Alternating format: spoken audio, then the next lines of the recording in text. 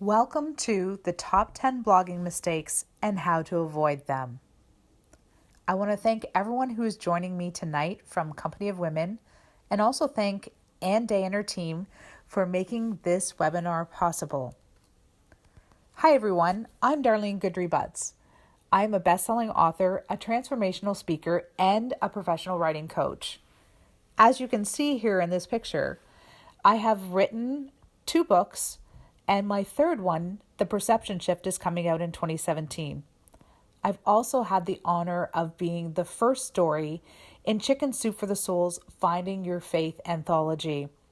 It was a thrill of a lifetime because I'm a little bit of a Chicken Soup for the Soul geek. So being part of that family was certainly one of the highlights of my career. Another highlight was when Lessons from the Depression became a best-selling book. And it made me realize that me trading in my business suit for a pen was really the right decision. I also write 2 blogs, and the one at darlenebutts.com was actually nominated for Best Inspirational Blog in Canada by the Web Blog Awards in 2013.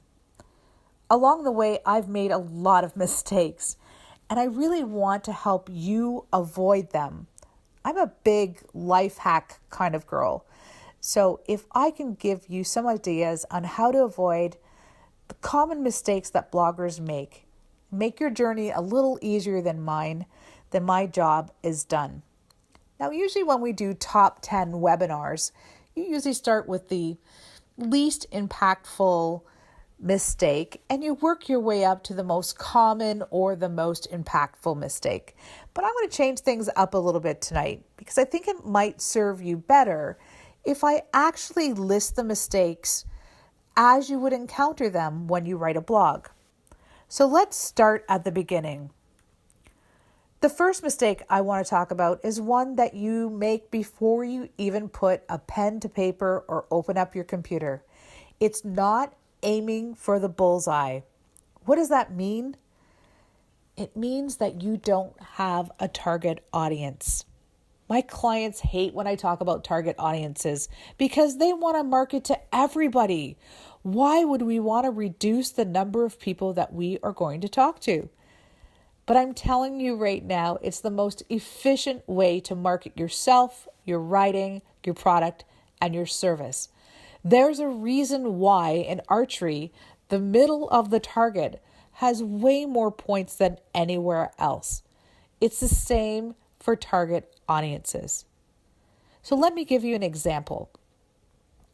For my book, Lessons from the Depression, my target audience is women between the ages of 35 and 45. You only get 10 years, people.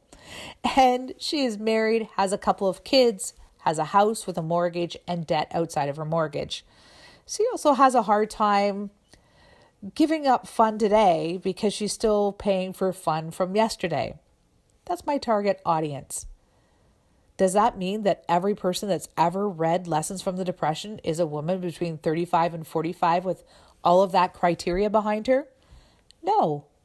In fact, I got a wonderful email from a 15-year-old boy who had read my book and laid out a strategy on how, because of the information he found in Lessons from the Depression, that he was going to go through university and not incur any debt. It was amazing to get this email. I was really excited. And, I gave some other pointers for him to make sure that his strategy was going to be successful. But do you think I should start marketing to a 15-year-old boy? Of course not. If I'm speaking to 100 35 to 45-year-old women in my target audience, I can tell you about 90% of them will buy my book at the end of the night. I've never tested this theory, but I'm kind of thinking if I was to do the same thing with 100 15-year-old boys, I may be lucky to get 1 book sold. Why? Because most 15-year-olds are really not interested in that, and it costs $20. There's a lot of things they could do with their $20. So it's really important you know who you're writing to, you know how they like to communicate, and you know where they hang out. I was speaking with a client last week, And I asked her who her target audience is, and she said it's women between the ages of 25 and 65 who work outside the home. I was like, how are you going to do that when 25-year-olds have completely different life goals, perspective, ideas about politics? They have a different place where they hang out. They communicate differently. They use different language than a 65-year-old. You're going to have to do a lot of dancing to get both of those audiences interested in what you have to say. Once we talked about it, she realized that was definitely too wide of a spectrum and that she would have to completely dilute her message to try to keep everybody happy.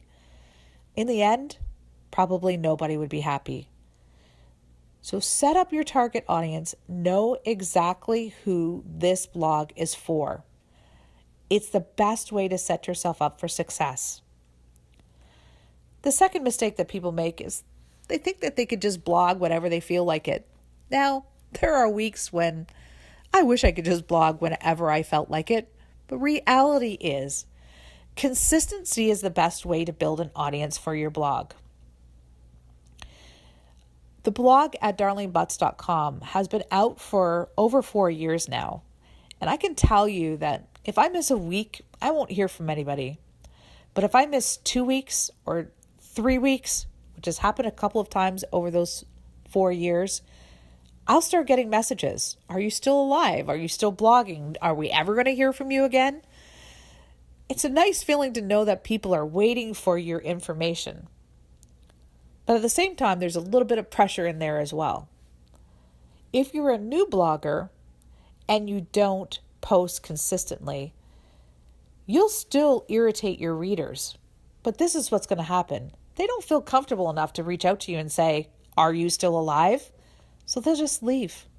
There's a lot of other places they can go for information like you are sharing on your blog.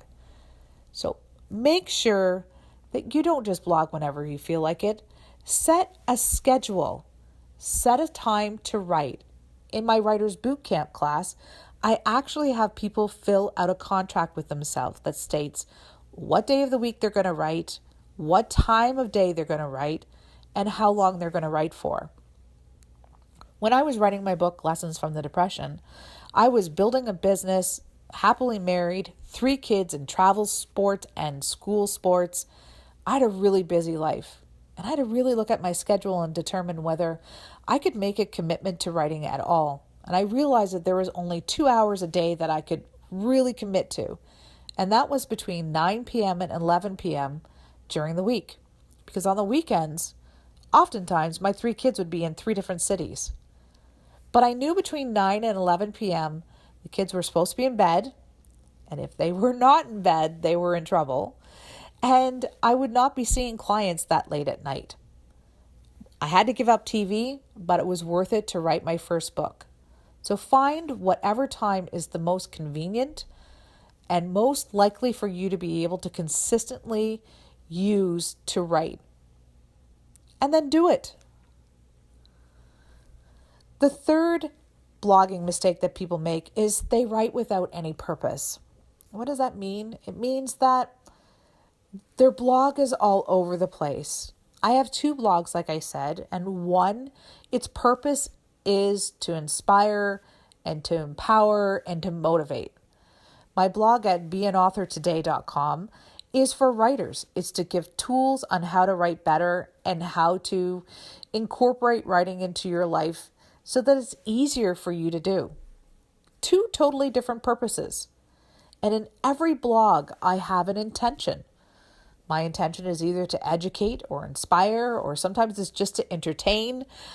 Sometimes my intention is just to put something out there that I really like. But when you have an intention and you have a purpose, people can follow along because they can have expectations.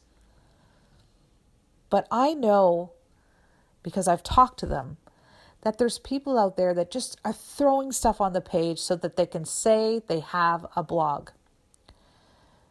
I don't want you to write crap, because I can tell you that content is the most important thing over everything when you are blogging.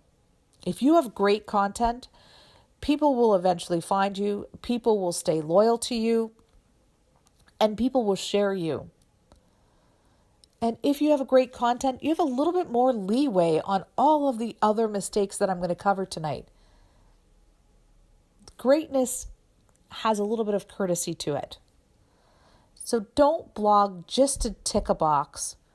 Make sure you put really good content in there and that it has a purpose, and that when people come to your blog, they know what to expect. Speaking of content, can we please make sure that you are not stiff and boring? Have you ever been to a conference and you watch somebody up there on stage and you know they're super smart and you know they have information that can really help you, but they're just so boring, you're almost falling asleep? Blogs can have the same tendency. Put some fun in there, put some flair in there, put your personality in there, your own voice. I went to Graffiti Alley a couple of weekends ago and I saw this sign and I took this picture because I thought, how creative is this? So many people in the world have asked the question, why are you so awesome? But this person did it in a way that was very unique, very colorful, as you can see. And it has some style and some flash to it. So when you're writing your blog, think about that. Think about this image and think, how can I make this blog more entertaining, more colorful, more innovative, more creative? How do I get rid of the stiff and boringness of it? I like blogs that make me laugh. So if you're currently writing a blog that you think is funny, please send me a link. I love blogs that make me laugh. If you can entertain me and educate me in the same blog, you have got me hooked. So think about that when you're writing your content. If you want your content to be read, then you need to make sure that you edit it. Because one of the biggest mistakes I see is the lack of editing, or the lack of editing. I was asked a couple of weeks ago to look at the first two blogs of a person that was trying to get into a brand new industry. That industry is really competitive. It's a very tight niche. And the person was really smart to think, if I actually write a blog, I can differentiate myself from the competition and I can let people know that I know what I'm talking about. But here's the problem. The content was pretty good. I actually learned a few things when I was reading it, but it was really distracting because there were several spelling mistakes and grammatical errors. This is what happens when you have spelling mistakes and grammatical errors in your blog. First of all, it basically wipes out any sense of authority that you may have, because there's a sense that if you can't edit your blog properly, then you're one or all of the above. Uneducated, undisciplined, inability to follow detail or follow through. You don't give good quality. So if they're reading a blog and they see these errors, that gets painted onto you and people aren't going to work with you. It's as simple as that. So my best advice to you is, if you can, if you've got a good friend or a family member that has a really good English background, if you could get them to edit your blog every week, that's probably the best thing that you can look at doing. Even hiring somebody to edit your blogs is a good idea if you really want to have a sense of professionalism out there. But if you can't afford to hire someone and you don't have somebody in your life, then these are the 3 steps that you need to follow to ensure that your blog is edited. You're going to write your blog and then you're going to do the first edit. And what that's going to do is basically get rid of all the obvious stuff. So if you write in Word, you'll notice that Word has an editing program inside of it, and it will, identify some of the mistakes that you make. Please don't rely solely on it, because if I put in Lake of Editing, it actually wouldn't pick up that Lake was not lack because it isn't misspelled. So remember that. Once you do that first edit, you're going to actually put it on the shelf for 24 hours. Why?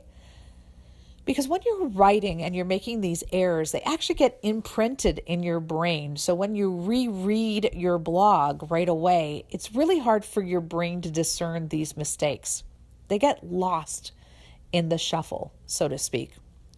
If you wait 24 hours, that file that was in your brain gets erased or replaced, and so you get to see your blog with fresh eyes. It'll be amazing the mistakes that you will see after doing that. Once you go through that process, I want you to read it out loud and edit it again. Why? Because when you read out loud, you actually read slower. And when you go slower, you will pick up more mistakes.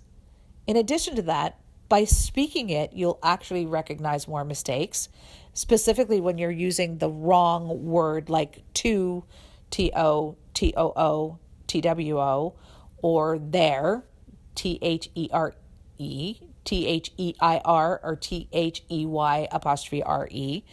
You will notice that more. It'll also identify where you have some flow problems, because if you start stumbling over the words, you know something is wrong there. So you can edit that and make sure that it makes sense. So if you follow these 3 steps, you will really increase your chances of eliminating all of the errors inside your blog. Now, you are human, and sometimes you're going to leave mistakes behind. We have all read books that have been put out by large publishing companies that have the best editors in the world, and we have seen mistakes in them. If you make one mistake every once in a while, your readers aren't going to hold it against you. But if every blog has, has some errors in it, they will start looking at you like you are not an authority and you are not a professional. So you found your target audience, you're writing great content, you've edited it, it looks beautiful, and then no one's reading it because you're using blah headlines. You know when you're searching for something that headlines are really what you have to choose from. Here's a great example. So I went on Google, and what I did was I just typed in the box, mistakes in writing. And this is what came up on my screen. I actually did a screen capture and put it in here. So you're seeing exactly what I saw at the time. So I have 4 choices here. I can choose common mistakes in writing. I can choose 12 common errors and editing checklist. I can choose 7 simple fixes for the writing mistakes that brand you an amateur. Or I could choose the 10 mistakes. What do you think I chose? Of course, I chose the 7 simple fixes for the writing mistakes that brand you an amateur. Why? Because I don't want to be looked on as an amateur writer. I've worked hard to become a professional writer. They got me right there with the word amateur. And then, the other thing that jumped out at me was simple. Every day of my life, I'm dealing with complicated things. So when someone gives me simple fixes, I am on it. When I look at the difference between this title and the other 3, there is absolutely no competition. So what does a good title need? It needs to identify what the problem is. In this title, in the previous example, the problem is writing mistakes. Then it has to identify what you are going to do. So they're going to give me 7 simple fixes for my writing mistakes. And then you need to identify the target audience. And their target audience is anyone who does not want to be looked on as an amateur. You can see in my webinar title, the top 10 blogging mistakes and how to avoid them, I have identified the problem and what I'm going to do. And I only have used the target audience, the general term of bloggers. The reason why I didn't narrow it down is because I'm actually doing this for the Company of Women, and I'm not exactly sure who is going to watch this. So I want to make sure that anyone, whether they're beginning a blog, they are in the midst of writing their blog, or they're a seasoned blogger, that everybody would get something from this webinar. So you get the title, and then what do? You hide out on the big, wide web. Some people do it intentionally. I've had people say to me, well, I'm just writing a blog because I think I have to, but I really don't want anyone to read it. So I don't do anything to make sure that people read it, which to me, I think is a colossal waste of time. But I can't control everybody's life. The other thing is that people just don't know how to get noticed. And it's pretty simple. You use hashtags or keywords. And really, they're the same thing. It's just in some instances, you need to put the hashtag in front of it so that whatever the social media platform is, they know that you're using it as a keyword. Basically, they are just tabs on file folders. So if people are searching for a dentist, you want to do hashtag dentist. So when they search, you'll pop up. So who are you are you a dentist, a network marketer, a writing coach, an organizational expert? Whatever it is, that's one of your keywords. Where you are could be geographical location, like a dentist in New York or Toronto, or it could be work related, like the company that you work for, or the restaurant. So if you're a chef, the restaurant that you work in. So where are you? So people who are looking for the restaurant or that area, you will also pop up in their search. What do? I help people avoid blogging mistakes. That's why it's in my title. Whatever it is that you do, whether it's organize stuff, help moms clean out seasonal clothes, you need to put those hashtags in there. The best way to figure out what those words should be is think about what words are used to search for you, your information, your product, or your service. So in your blog, what words would people use to want to find the information that's inside that blog? So let's say a dentist decides that he wants to write a blog, or she wants to write a blog on helping prevent cavities during the Halloween season. So they would do dentist. They may do Toronto if they want to keep it local because they're trying to build up a clientele and they want people from a certain geographical location. They could do an actual area like Essex County.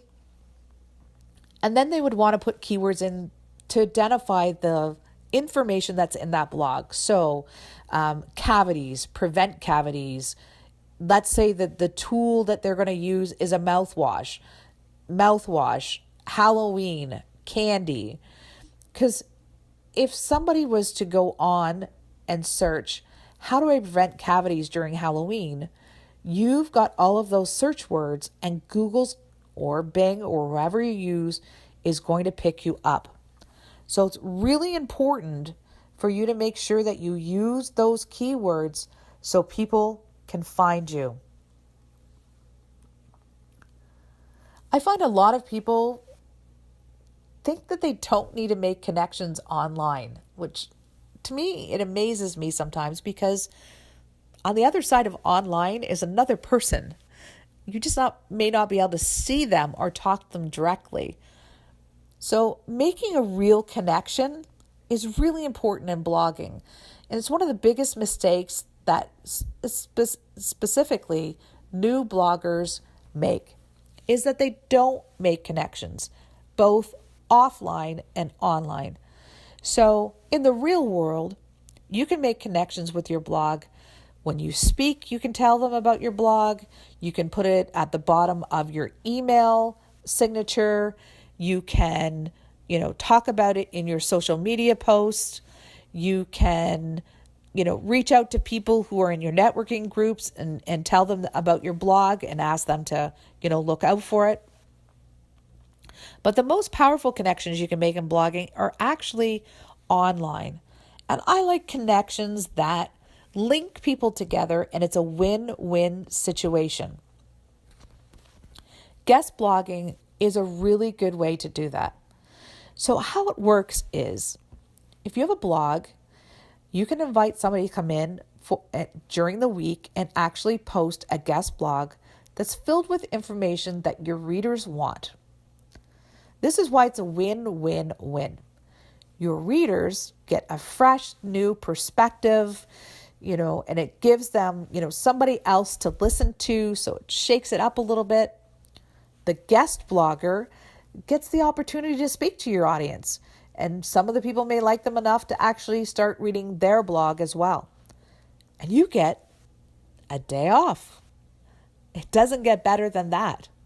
Now, you have to be cautious about this because you are trying to build a relationship with your audience. So guest posts should only happen periodically. It shouldn't be a strategy for you to get content out there and not have to do anything about it. One way to build your audience is for you to become a guest blogger. So how do you do that? The best way is to go and find blogs that you like, that's in your niche, that has an audience that you want to reach, and then you start a relationship. And you don't start by marrying, you actually start by dating, maybe even flirting a little bit first. So I would choose 3 blogs that you'd really like to be a guest blogger on. The first thing you're going to do is you're going to actually subscribe to them if you haven't already, which means you're going to go in there, give them your name and email. And you're going to do this because the person who is running the blog is going to see your name. That's the first step of any relationship, is getting noticed. Then what you're going to do is you're going to start reading these blogs and get a feel for what the rhythm is, what people react to in the audience, what kind of comments are coming up. And once you get a feel for that, you're going to actually start commenting yourself. First, you want to start off with really simple comments like, "That's a great blog, I really enjoyed it." Then you can move up to, "That was a great blog, I really enjoyed it. I like the idea that you do this. I also do this. Have you ever thought about that?" See what you're doing? You're creating a conversation.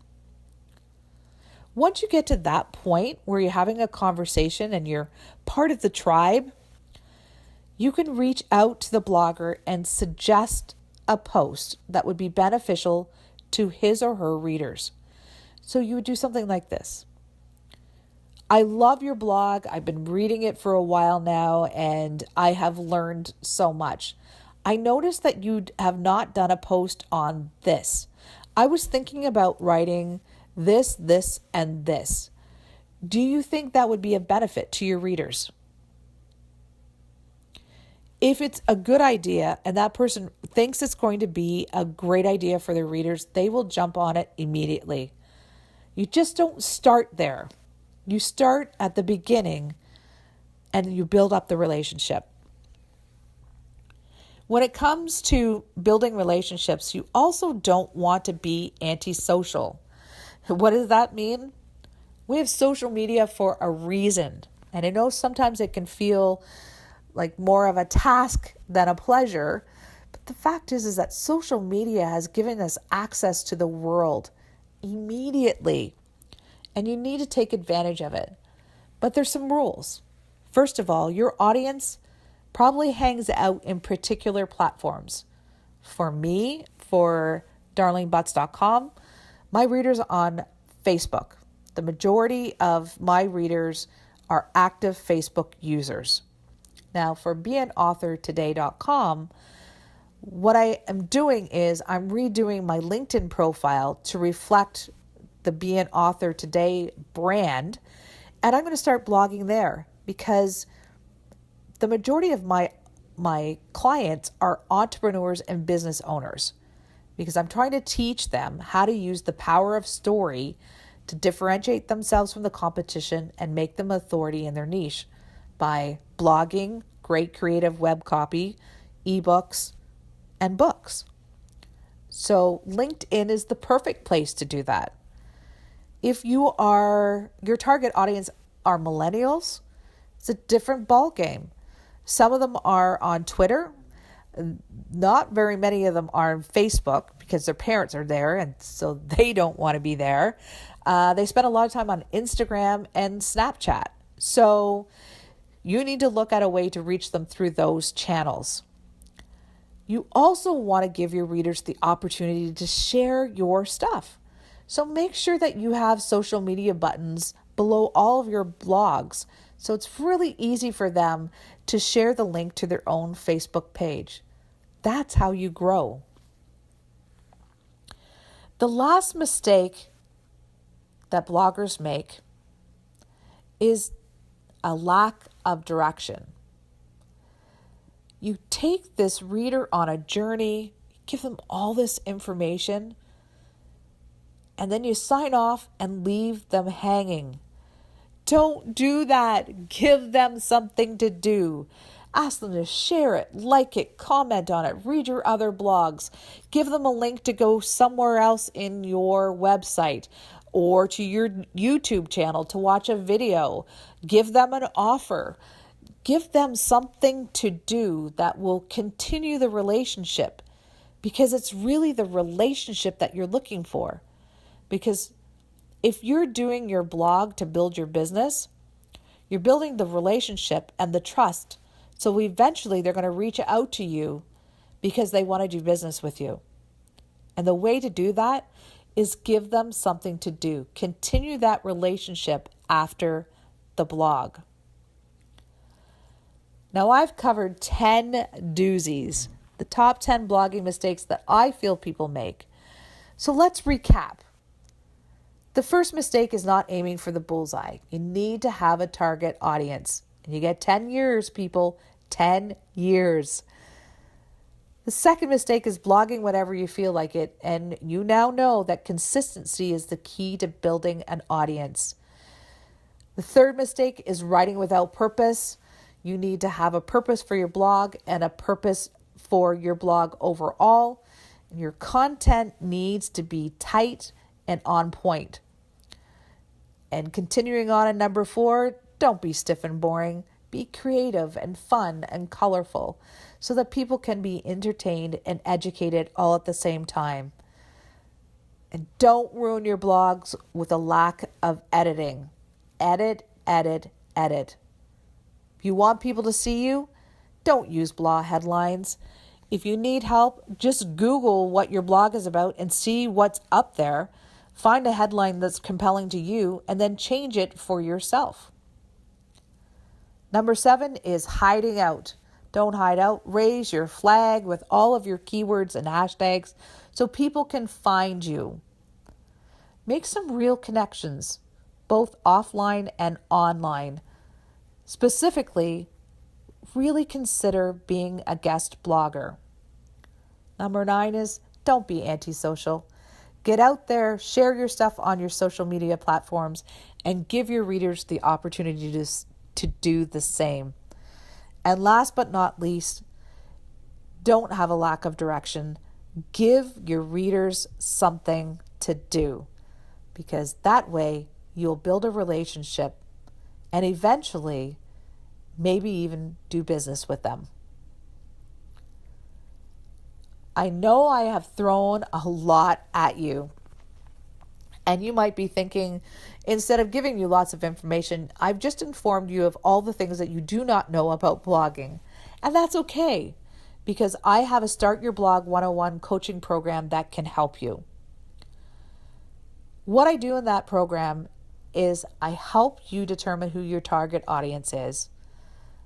I get you to fill out an editorial calendar. We come up with all kinds of blog ideas. So when Monday rolls around and you have to write a blog, you know exactly what you're writing on, the topic set, and you're ready to go. I have blog templates that make it super easy for you to write a blog. You just plug in the different pieces of information and it comes out looking great. I'm going to help you figure out what keywords to use so that you can maximize your search engine optimization. I'm going to give you some key marketing strategies that are particular to your niche. Where should you be looking at guest blogging? What platform should you be on there? What are some of the ways that you can be seen and heard above the crowd? I'm also going to do both a copy edit and a creative edit of your first 6 blogs. And this is super important because it's going to help you learn how to write the best blog. Because when I do a creative edit, it isn't just spelling mistakes and grammatical errors. I'm actually going to show you, where the flow isn't good or where you got off track or where you may have repeated yourself. And I'm going to teach you to fish. I'm going to show you exactly what the edits are so that by the time the 6 weeks are up, you can do your own editing. And I'm going to keep you accountable. Writing is a habit like anything else. And by having a coach there, making sure that you actually complete it, by the end of the 6 weeks, you'll have your 6 blogs ready to go. One of the things that I explain to my clients is that when you set an exact time to write and a particular day, your brain will actually become accustomed to being creative at that time. It's kind of like when you eat lunch every day at noon and one day it's 1 o'clock and you haven't eaten yet and your stomach's screaming at you, please feed me.